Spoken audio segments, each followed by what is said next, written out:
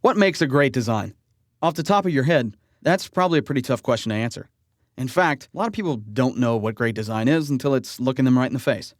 In this movie, I'm going to be breaking down 3 basic elements that make up good design that you can look for every day. I'll also give you some examples of designs that I've found that fall right in line with all 3. Good designs follow what I like to call the F3 rule, which stands for form, feeling, and function. Form refers to the aesthetic parts of the design, meaning what it looks like. In order to exhibit good form, a design must be visually appealing to the audience, with a good color palette, and have well thought out typography. And while aesthetics are one of the main things that come to mind when we talk about graphic design, they're definitely not the only piece to the puzzle. Steve Jobs once said that design is not just what it looks like and feels like. Design is how it works. One of the other pieces that help make it work is the feeling. When we talk about the feeling of a design, we're referring to whether or not the design stays on message, if there's consistency in the mood that it creates, and whether or not that mood evokes the proper emotional response from the intended audience. Donald A. Norman once said, "Everything has a personality. Everything sends an emotional signal. Even where this was not the intention of the designer, the people who view the website infer personalities and experience emotions." Now, he's specifically referencing websites here, but this is true for all designs. And we have to be aware of this as designers and learn to affect and guide the emotions of those who view our work. The final element in the F3 rule is function. Function refers to how something works and whether or not it serves its intended purpose. That means being easy to read and understand, and also that the form is executable within the given medium in which it was presented. For instance, is this artwork reproducible in billboard form? Will this typeface work on this packaging design, etc.? One of my favorite quotes on function, which sadly I'm unable to attribute, says, "Form without function is just a pretty sheet of paper." That's very true. You should always be aware of what your design is supposed to do and where it's supposed to go once it leaves your desk. Keep that in the back of your head throughout the design process so you can better match the form to the intended function of the finished product. Now that we understand the 3 elements of good design, let's take a look at some examples I've collected in 4 main categories: ads, business cards, brochures, and logos. Let's start with print advertisements. Here's an example that comes from Mini Cooper, and this is one they did around Halloween. It's got a nice play on, we only come out at night, happy Halloween. The Mini Cooper's up top looking kind of like a bat hanging upside down. The mirrors sort of represent the bat ears. It's a great little play on how youthful and fun the Mini Cooper brand is. I think this ad is really well done. Not a lot of text, nothing to distract you, very clean. This one is one of my favorites, and at first glance you might not even know what it is, but really it's an ad for a blender, and it's by KitchenAid, and there's no mention of the product anywhere on this ad at all. But when you see it, you know, oh, it's a strawberry banana, and what do people do with blenders? They make strawberry banana smoothies and things like that, so instantly you're like, whoa, I get it. And it might take you just a second to really understand what they're pushing here, but that's the point. They want you to be interested in the ad without so much as bringing up the hard sell. I think this is really well done again. And finally, this is another ad from Nike. I'm really partial to their ad campaigns because of their simplicity and also the amazing visuals that they represent in here. This represents some new color choices that go into the shoe. It's being splashed with this new color, and you get that vibe right off the bat. There's no words whatsoever on this. You know it's a Nike ad because it's a Nike shoe, and then, of course, they've got the swoosh in the lower left-hand corner. And I just think that Nike is one of the best companies at telling stories without ever using any phrasing at all. It's really well done. And, good ads are like that. Good ads are usually simple and iconic, and they're representative of the brand, whether they're fun or serious or whatever the mood is of the brand. And they're also able to tell that story without using very many words. Look at any billboard as you're driving down the freeway. They know that you only have a fraction of time to see what they're selling. So they want to make as big an impact on you as possible without distracting you from what you're doing on the road. Business cards, on the other hand, take a very different approach. And they should, because they're a completely different thing. Take a look at these examples here.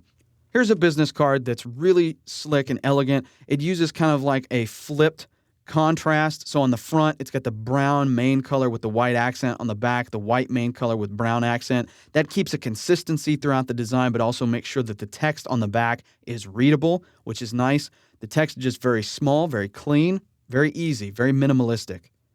This is one of my favorite business card designs that I'm going to show you because of not only the logo is really well done, but that big arrow in the middle is like a call to action, like, hey, here's who I am, here's where you get in touch with me. And that's a really well played little thing that they use in there. I love that. Finally, this is also one of my favorites because it really shows the personality of this person. And so this guy, he is a builder, some sort of builder that builds buildings and things like that. And of course, those guys are always measuring stuff. And you've got here the measuring tape that goes down both sides of the business card. I think that is just really, really creative. It's clean, it's informative, it's got all the information well presented, well done. Business cards should always be clean, elegant, and above all, legible. They should also be informative. People want and need business cards in order to gain valuable information about you or your business, so don't make them have to hunt it down. Business cards can and also should be unique. Nowadays, with modern printing technologies, you aren't limited to just the standard old 3.5-inch business card design. Think outside the box and come up with an idea that's all your own. Now, although digital publishing is all the rage today, brochures and printed materials are still commonplace throughout the world. Check out some of these examples that I found while doing research for this course. Here's one for a farmer's market, and I think this is really, really well done. It's got beautiful colors, and the typography is also really amazing. It's informative, it's well laid out, it's organized. This is one of the best brochures in the whole lot. The second one here is kind of a portfolio piece for a creative agency. I think that the color choices here are bold, but very, very nice. And also you can see that they've used a lot of different things and elements to showcase their design prowess as well as showcase their portfolio. I think that is also a good idea to do as well. And then finally, here is a great example of organization and distraction-free reading.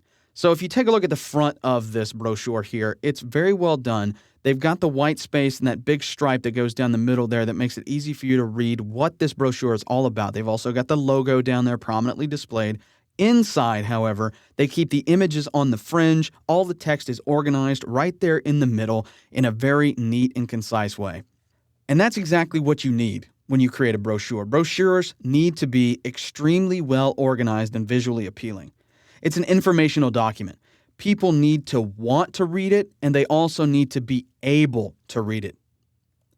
Always create brochures with the end user in mind. That means doing your due diligence with your client and understanding their target audience before you begin the project. Also, I think that brochures should be easily read and also scannable at the same time. You want people to be comfortable whether they're settling in to read the whole document or simply skimming around trying to find one specific section of the layout. All right, now we're on to my favorite piece in the design world, logos. Here's a really fun little logo for a company called Seed Sumo. And so, of course, he's got, a little plant seed on his back, and it's a little sumo guy. It works really well. Well played typography, looks good. Everything about this is clean, simple. It would be easily reproducible and repurposed on many different applications because I'm assuming it's vector artwork. So, again, a very well done logo. This one right here, Meat Lovers Gourmet Burgers. This is great because not only do you get the sense that, it's love because of the heart, but it also looks like a hamburger in that form. I think that is an awesome little play that they have there. And then finally, Dolly's Kitchen. They get the donut and the kitchen, the rolling pin, all that kind of stuff. This is a really well done. You can read everything. It's very clean, very simple. It'd be easily recognizable. I think that's good. Logos should be instantly recognizable, like I just said. People should take one look at it and go, oh, yeah, that company. I know them. Think about Apple, Coca-Cola, BMW. When you see the logos of those companies, you instantly know the brand that they're attached to. Logos should also be easily repurposed, which means they should look good on a website, a business card, or even a billboard. Logos should also strive to be timeless and appropriate. And that's not easy to do if you're someone who constantly hops on every single design trend. Look at companies like Nike. That swoosh logo that they have, that's been around since 1971, and it's still as relevant today as it ever was. That's the kind of staying power that you should strive for when you're creating a logo. What makes a great design? Well, The real answer is a whole lot. But fortunately, now that you understand it, you'll almost always know it when you see it.